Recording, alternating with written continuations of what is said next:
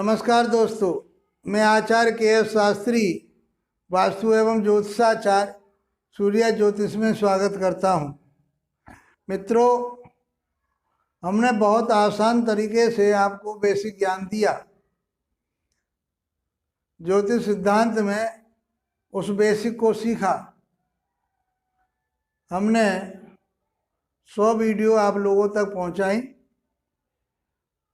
और हमारे जो दर्शक हैं, हमारे जो मित्र हैं, उन्होंने हमारी प्रशंसा की, हमें बधाइयाँ दी उन्होंने।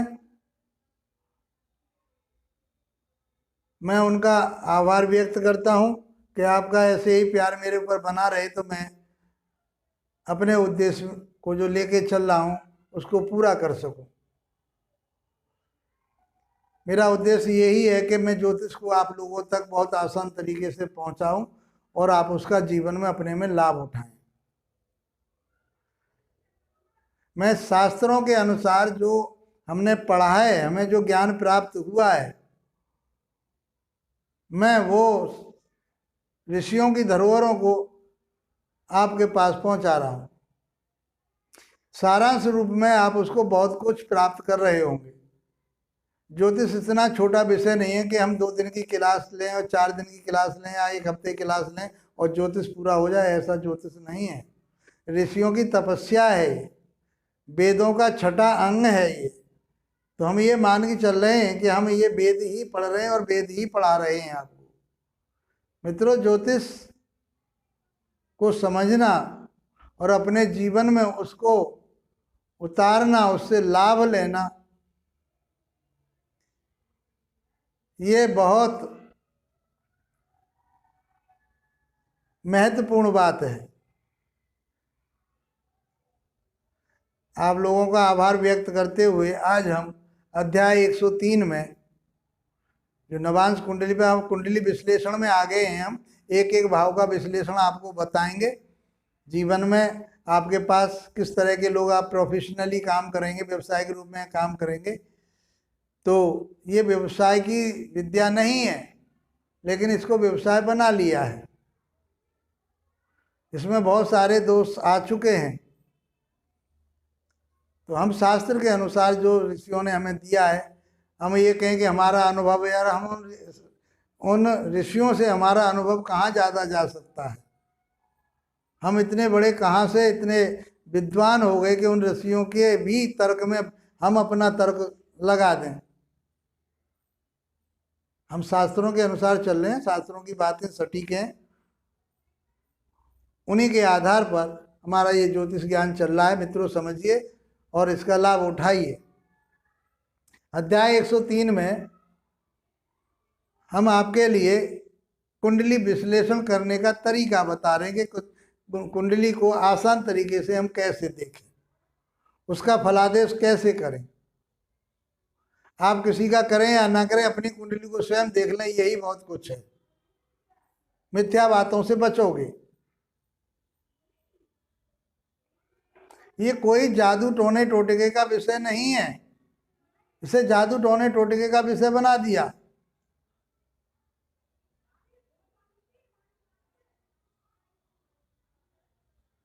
आसान तरीके से हमने आपको शास्त्रों के अनुसार ये बताया कि किसी भी भाव को रीड करने के लिए, किसी भाव का निरीक्षण करने के लिए, किसी भाव का अध्ययन करने के लिए हमें 3 चीज देखनी पड़ेंगी। वो भाव देखना पड़ेगा लगन कुंडली में। भाव क्या होता है? एक घर है, उसको भाव बोला गया है। घर कहते हैं इसको, भाव बोलते हैं, हाउस कहते हैं। हम आपको ये सब बातें बता चुके हैं। उस घर को देखना पड़ेगा और उस घर का मुखिया कौन है, उसे भावेश कहते हैं। भाव के स्वामी को ही भाव जमा ईश, उस भाव का जो स्वामी, ईश माने स्वामी, जो स्वामी है उसको देखेंगे, उस घर को देखेंगे, उसके मुखिया को देखेंगे और उसकी सहायता करने के लिए कोई और भी है, उसको हम कारक कहते हैं, उसको भी देखेंगे। भाई, जो हमारी सहायता कर रहा हो तो क्या उस व्यक्ति की तरफ हमारी नज़र नहीं जाएगी? क्या उससे हम प्यार नहीं करेंगे? तो ये 3 चीज पर ज्योतिष टिकी हुई है भाव पर, भावेश पर और कारक पर। इन तीनों को देखना तो बहुत जरूरी है। ये लगन कुंडली है। लगन कुंडली आपका मोटा मोटा सारा कुछ यही बताती है, सारा ज्ञान यही देती है। और उसका आंतरिक ज्ञान D9 से, नवांश कुंडली से प्राप्त होता है। तो शास्त्रों में ये कहा गया है कि ये एक शरीर है, ये व्यक्ति का एक शरीर है, और इस शरीर में ये D9 जो है, नवांश कुंडली जो है, इस शरीर की आत्मा कही गई है। तो जब ये आत्मा नहीं होगी तो शरीर कहाँ से चलेगा? अर्थात इस शरीर को चलाने के लिए आत्मा की जरूरत है। इसका भी बहुत बड़ा महत्व है। यहाँ पर कोई कमी नजर आ रही है और यहाँ कमी पूरी हो जाती है, तो इसका अर्थ ये है कि उसको आंतरिक बल प्राप्त होता है, हो रहा है। इसलिए आज हम नवांश कुंडली को आपके सामने लेकर के आए हैं। वैसे इसकी चर्चा हो चुकी है, बहुत आसान तरीके से बता चुके हैं। तो D1 हो गया लगन कुंडली, ये बताता है हमारा स्थूल शरीर के बारे में बताता है सब कुछ। अब इसके बाद में हमें क्या देखना है? चंद्रमा देखना है कि चंद्रमा क्या है। चंद्रमा इस व्यक्ति का मानसिक स्तर बताता है कि जब आदमी मानसिक रूप से परिपक्व होगा, मजबूत होगा, तो वो शरीर को भी आसानी से बढ़ाता हुआ ले जाएगा, उन्नति तरक्की मानसिक रूप से आगे को करता चला जाएगा। एक बार को शरीर में कोई व्याधि है, कोई कमी नजर आ रही है, लेकिन उसका मन बहुत बढ़िया है, बहुत अच्छा मजबूत मन है, तो वो अपने जीवन को ले जाएगा, अपने विचारों से आगे बहुत अच्छा जीवन काट लेगा। तो इसलिए चंद्रमा को भी देखना जरूरी है और लगन को भी देखना, लगन कुंडली को देखना जरूरी है। जब तक आप चंद्रमा को नहीं देखोगे, लगन को नहीं देखोगे, तब तक पूरी जानकारी नहीं मिल पाएगी। उसके बाद फिर हम D9 को देखते हैं। अब देखिए, इसको कहते हैं लगन। लगन में बैठी हुई राशि उस पत्रिका की लगन पत्रिका कही जाती है, और लगन में जो राशि बैठी हुई होती है उसको लगन राशि बोलते हैं। तो ये मीन लगन की कुंडली है, ये मीन लगन की पत्रिका है, कुंडली है, जो भी आप नाम दे सकते हैं। और इसकी कौन सी? वृश्चिक राशि है। चंद्रमा जिस राशि में बैठा हुआ होता है, उस व्यक्ति की जन्म की जो राशि होती है, नाम राशि जो होती है, चाहे नाम राशि बोलो उसको और चाहे उसको जन्म राशि, जन्म की राशि से ही नाम निकाला जाता है। उसका नाम जो रखा जाता है बच्चे का, वो कहाँ से रखा जाता है? वो चंद्रमा जिस राशि में बैठा हुआ होता है, उसी राशि को उसका नाम दिया जाता है। तो ये वृश्चिक राशि का जातक हो गया। यदि ये चंद्रमा मिथुन में बैठा हुआ होता तो ये मिथुन राशि का जातक हो जाता। ये चंद्रमा यदि इसका मीन राशि में ही बैठा हुआ होता तो ये मीन राशि का हो जाता। तो चंद्रमा को राशि कहते हैं, और ये पहले भाव में जो बैठी हुई राशि होती है, इसको लगन राशि कहते हैं। ये बात आपके समझ में आ गई होगी। तो हमने D1 को देखा, D मून चंद्रमा को देखा, और चंद्रमा की स्थिति को देख लिया, मानसिक रूप से वो कैसा है, और D9 को उसके आंतरिक जो इम्यूनिटी है, जो उसकी ताकत है शरीर की, वो यहाँ से हमने देख लिया। समझ पाए होंगे। हमने कुछ लास्ट वीडियो में आपको बताया था कि जो ग्रह यहाँ पे बैठा हुआ, मान लीजिए उच्च का बैठा हुआ है, उसी राशि में फिर यहाँ बैठ गया, तो उसको हम वर्गोत्तम कहते हैं। चाहे वो किसी भी राशि में बैठा हो, उच्च का बैठा हो, नीच का बैठा हो, कैसा भी बैठा हो, मान लो यहाँ मिथुन राशि में बैठा है और यहाँ पे भी मिथुन राशि में चला जाता है वो ग्रह, तो उसको हम क्या कहते? वर्गोत्तम कहते। जैसे यहाँ चंद्रमा हमारा जो है वृश्चिक राशि का है, यहाँ पे भी D9 में भी चंद्रमा वृश्चिक राशि में चला गया, ये वर्गोत्तम हो गया है। तो वर्गोत्तम होने का अर्थ ये है कि वो अच्छे फल देगा। उच्च का ग्रह गया है, उच्च में ही गया है, D9 में जाकर के भी उच्च में हो गया है, तो वो अच्छे श्रेष्ठ फल देगा। वो समझ पा रहे होगे। यदि वो क्रूर ग्रह है, खराब ग्रह है, लग्नानुसार भी क्रूर है और वहां पर भी क्रूर राशि में जाके बैठ गया है, तो वो अशुभता देगा। ऐसा हमने मोटा मोटा लास्ट वीडियो में आपको बताया था, उसको देखना। अब इसको देखने के लिए क्या क्या चीज बताई? भाव, घर को देखो, उस घर के स्वामी को देखो और उसके कारक को देखो। यदि हम इनको 33%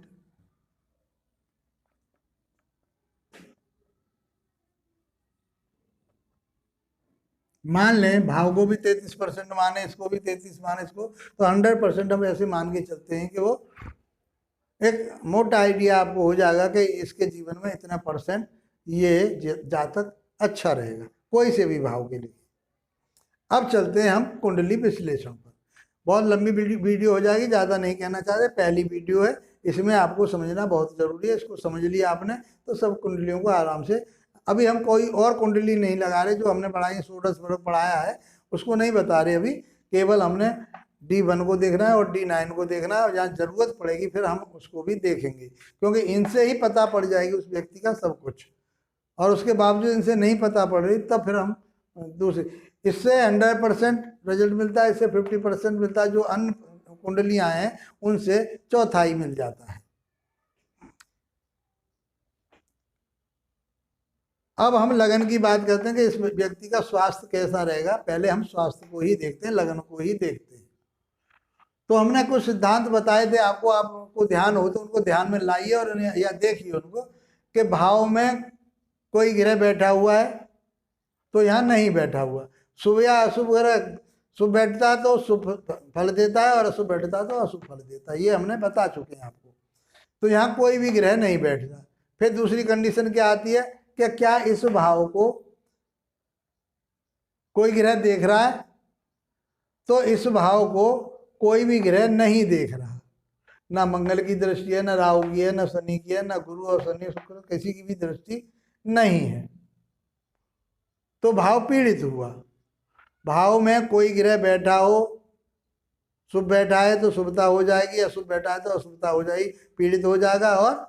और कोई भाव ना देख रहा है उसमें, ना कोई बैठा है, और यदि वो पाप कर्तरी में है, चार चीजें, भाव में कोई ग्रह बैठा, भाव को देखें, भाव में कोई ग्रह बैठा हो, कैसी राशि बैठी है, वहाँ सौम्य राशि बैठी है, क्रूर राशि बैठी है, भाव में कौन से ग्रह बैठे हैं, कौन से ग्रह उसको देख रहे हैं, देखने वाले ग्रह उस क्रूर हैं या सौम्य है, और क्या वो भाव पाप कर्तरी में है या शुभ कर्तरी में है, ये चीजें देखने की होती है। तो ये भाव भी पाप कर्तरी में हो गया कि इधर पीछे 12वें भाव में राहु बैठा है, दूसरे भाव में शनि बैठा हुआ है, तो ये भाव तो पीड़ित हो गया। तो हम क्या कहें, भाव जो है क्या लिखें इसको, पीड़ित, कमजोर हो गया। इसका मतलब हम इसको मान लेते हैं ये खत्म हुई कहानी यहाँ से।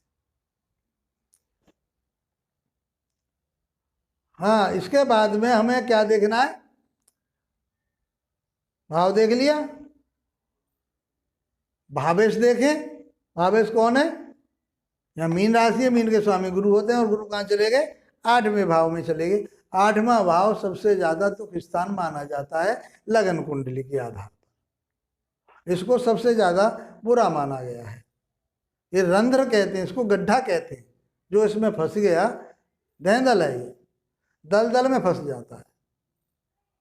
बहुत चीजें देखते हैं वैसे इससे, लेकिन इसकी स्थिति के आधार पर ये यहाँ चला गया तो इसका शरीर तो कमजोर हुआ, पीड़ित हो गया।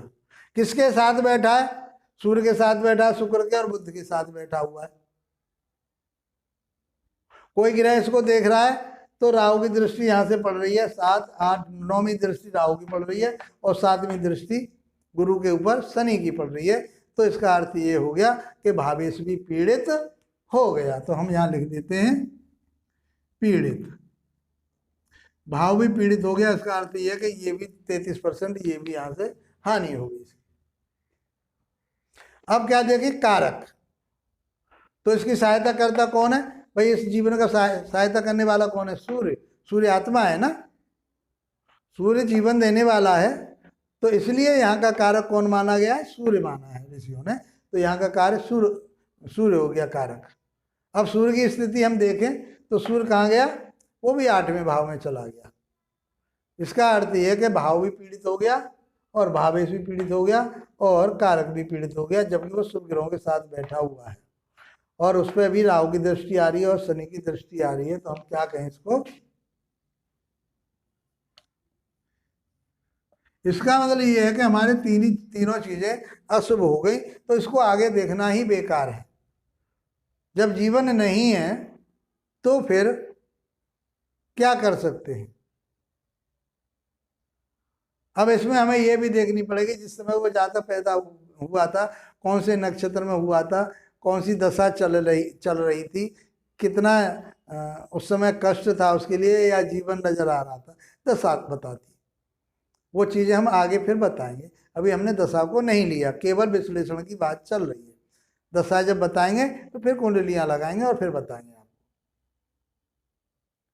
तो इस प्रकार से इसका जीवन तो हमें यहीं पर खतरे में नजर आ रहा है। फिर अब D9 का क्या करें हम। D9 से उसके आंतरिक भाव की बात पता पड़ती है कि अंदर उसके और कितनी ताकत है, हिम्मत उसके अंदर कितनी है, क्या कहती है ये कुंडली। तो अब हम भाव की बात करें तो हमने बताया था कि जो राशि इसमें बैठी हो, किसी भी भाव की राशि हो, यदि यहाँ 8वें भाव की राशि चली जाती तो खराब हो जाती, 12वें भाव की राशि यहाँ पे कुंभ चली जाती तो खराब हो जाती, यहाँ से सिंह राशि छठे की चली जाती तो ये पीड़ित हो जाती लगन, इसके D9 की लगन। लेकिन क्या हुआ कि यहाँ पर भी मीन राशि है और यहाँ पर भी मीन राशि है, तो इसको कहते हैं वर्गोत्तम। चाहे वो गिरह बैठा हो किसी राशि में और उसी में वहां बैठ जाए तो उसको वर्गोत्तम कहेंगे।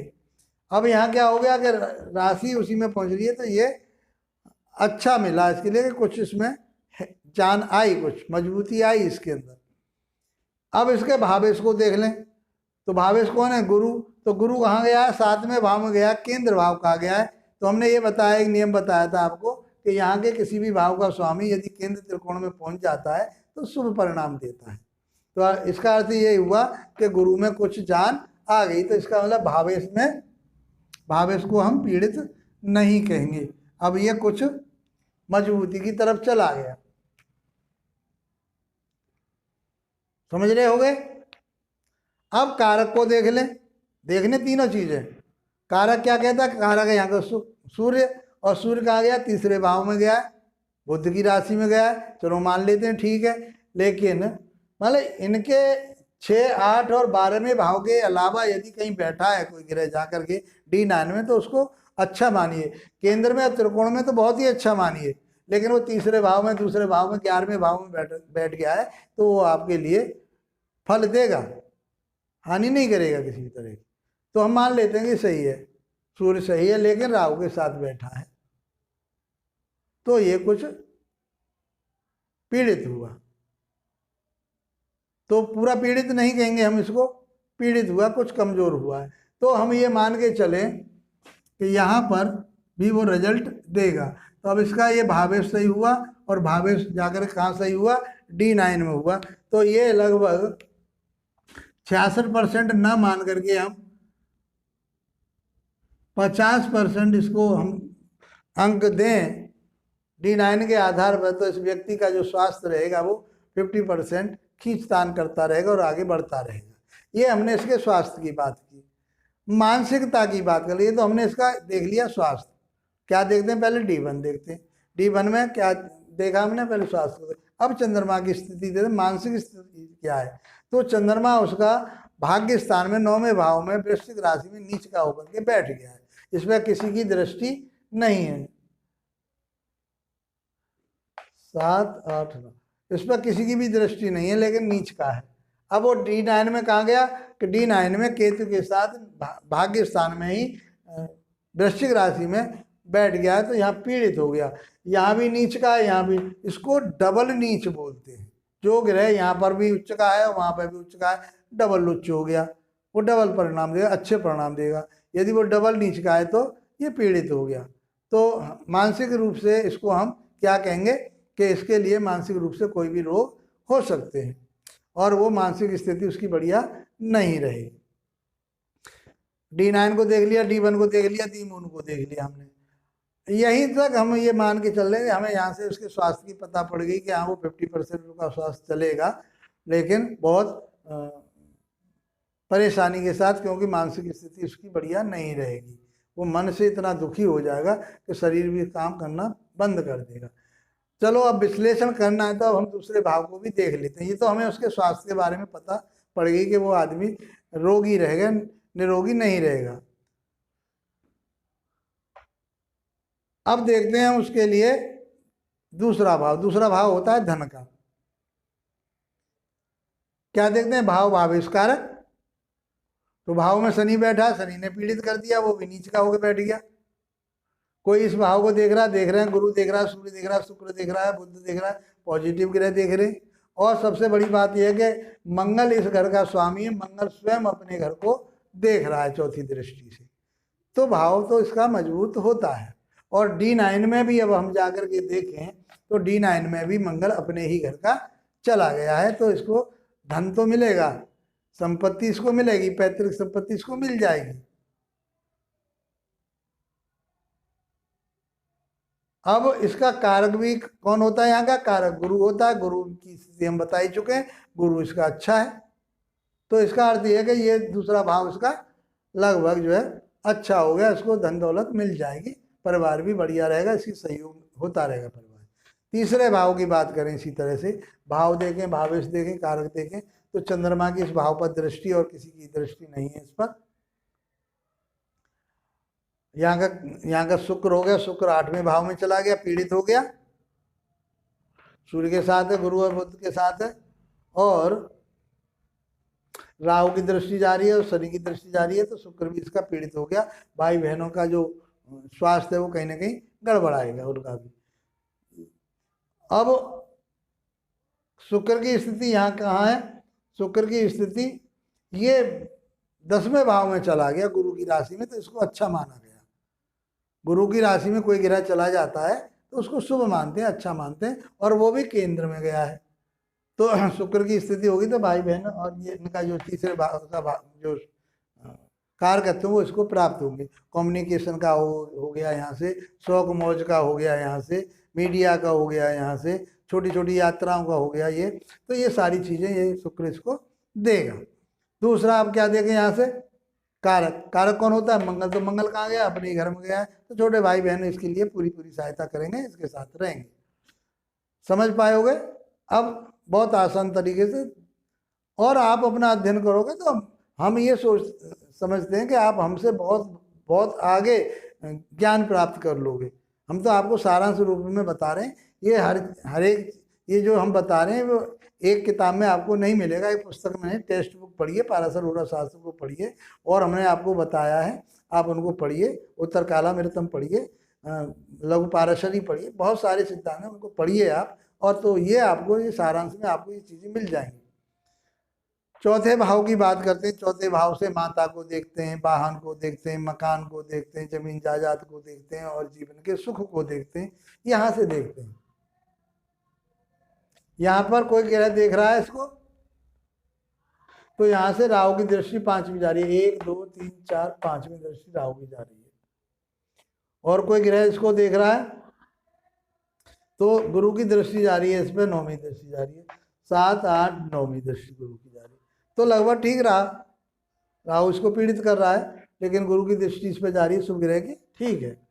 अब इसके भावेश को, भावेश कहाँ है? वो भी गुरु के साथ में कहाँ बैठा है? 8वें भाव, शुक्र के साथ बैठा है, सूर्य के साथ बैठा है, गुरु के साथ बैठा है।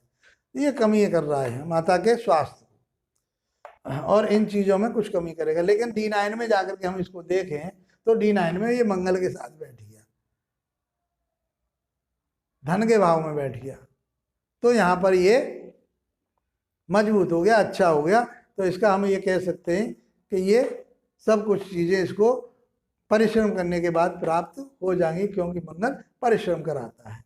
अब आगे चले हम, क्या यहाँ का कारक कौन है? वो चंद्रमा है। चंद्रमा पीड़ित हो रहा है, हम बता चुके हैं आपको। यहाँ भी नीच का, वहाँ पर भी नीच का, वहाँ केतु के साथ। तो इसका अर्थ ये हुआ कि जब चंद्रमा पीड़ित हुआ तो मानसिक स्थिति भी इसकी कमजोर रहेगी, लेकिन माता का स्वास्थ्य भी खराब रहेगा।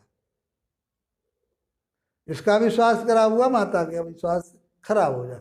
समझ पा रहे हो? बहुत आसान तरीके से हम एक एक भाव को लेके चल रहे हैं। यदि हम पंचम भाव की बात करें, पंचम भाव वैसे हम अलग से पढ़ाएंगे, इन भावों को आप समझ पाओगे तो मैं समझता हूँ कि आगे के भावों को आप आगे के जो हमारा विश्लेषण चलेगा उसे समझ पाएंगे आप। तो ये क्या है? 5वां भाव है, 5वें भाव में कर्क राशि बैठी हुई है और कर्क राशि में सीधी दृष्टि इस भाव पर मंगल की जा रही है और शायद किसी ग्रह की दृष्टि इस पर नहीं जा रही। तो ये भाव पीड़ित हुआ। ये काहे का है भाव? ये संतान का है, बुद्धि विवेक ज्ञान का है, शिक्षा का है। अब इसका मालिक कौन है? चंद्रमा। चंद्रमा खुद पीड़ित हुआ पड़ा है, तो इसकी उच्च शिक्षा में कोई कमी रहेगी, वो शिक्षा उतनी अच्छी प्राप्त नहीं कर पाएगा। D9 में भी देख लिया तो चंद्रमा की स्थिति बढ़िया नहीं है। कारक कौन है यहाँ का? गुरु। तो गुरु जो है यहाँ अच्छा माना गया, तो गुरु इसके लिए छोटी मोटी आराम से, क्योंकि जब यहाँ इसका मानसिक स्तर बढ़िया नहीं है तो गुरु शिक्षा इतनी दे सकता है कि इसका काम आराम से अपना चला सकता है। उच्च शिक्षा में कमी रहेगी, इसके में उतना बढ़िया नहीं हो पाएगा। इस प्रकार से अब मान लीजिए हम संतान की बात करें तो संतान भी इसके व्यक्ति के बहुत परिश्रम, वो क्या नाम है, कठिनाई के बाद, बहुत दिक्कतों के बाद संतान होगी इसके लिए। तो यहाँ पर संतान का भाव कमजोर हो रहा है, तो फिर हम क्या देखेंगे? सप्तमांश कुंडली को देखेंगे। फिर D1 को देख लिया, D9 को देख लिया और यहाँ से भी पॉजिटिव नहीं मिल रहा, फिर हम सप्तमांश कुंडली को देखेंगे जो संतान के बारे में बताती है। इस तरह से वो डिवीजन जो चार्ट बताए षोडश वाले, वो फिर अलग से तीसरे लगाएं, पहले इसे देखेंगे फिर इसे देखेंगे, उसके बाद फिर उन डिवीजन चार्टों को भी देखेंगे, तब जाकर के हम किसी निर्णय पे पहुंच पाएंगे। मित्रों, बहुत आसान तरीके से मैंने आपके सामने छोटा, अब हम अलग अलग बताएंगे। अब इसके बाद में विवाह की बात होगी हमारी, क्योंकि ये विवाह के लिए ही बताई गई है, पति पत्नी के लिए बताई है नवांश कुंडली, वो भी लगाएंगे। संतान को भी पढ़ाएंगे आपके लिए, व्यवसाय को पढ़ाएंगे आपके लिए, रोग का तो हम अलग से ही पार्ट लेंगे। जो मेडिकल एस्ट्रोलॉजी हमारी चलेगी तो उसमें हम आपको बताएंगे सब कुछ। तो मैं समझता हूँ बहुत आसान तरीके से मैंने आपके सामने एक ये अध्ययन रखा और आप इसको समझ पाए होंगे, इससे लाभ उठा रहे होंगे और आप विश्लेषण कर पाओगे। अब मुझे आशा है, क्योंकि मैंने 100 वीडियो आप लोगों तक दे दी हैं, उसमें सारा बेसिक ज्ञान हम आपको दे चुके हैं और जो कुछ रह गया वो चलते चलते आगे बताए, उन्हें आसानी से समझ लोगे आप। इसी के साथ मित्रों, मैं आशा करता हूँ कि आप मेरे वीडियो को लाइक करेंगे, शेयर करेंगे, सब्सक्राइब करेंगे और कमेंट्स में जब तक नहीं बताओगे तब तक हमें कैसे मालूम पड़ेगा कि आप क्या जानना चाहते हो, क्या पूछना चाहते हो। तो और कोई बात हमारे बताने में भी स्लिप हो जाती है, नहीं बता पाते रह जाती है, उसका भी हमें अवगत करा दोगे उससे, तो आगामी वीडियो में उन चीज़ों को भी हम बता देंगे आपके लिए। और देखो, विद्वान लोगों के लिए तो मैं बता ही नहीं रहा, मैं कहीं में बता चुका हूँ कि तो उन लोगों के लिए बता रहा हूँ मैं, कि जो लोग इसको सीखना चाहते हैं, जीवन में अपने में लाभ उठाना चाहते हैं और इसको सीखना चाहिए, तो आप किसी जादू टोना टोटका से, मिथ्या बातों से बच पाओगे। इसी के साथ आप लोगों का धन्यवाद। नमस्कार।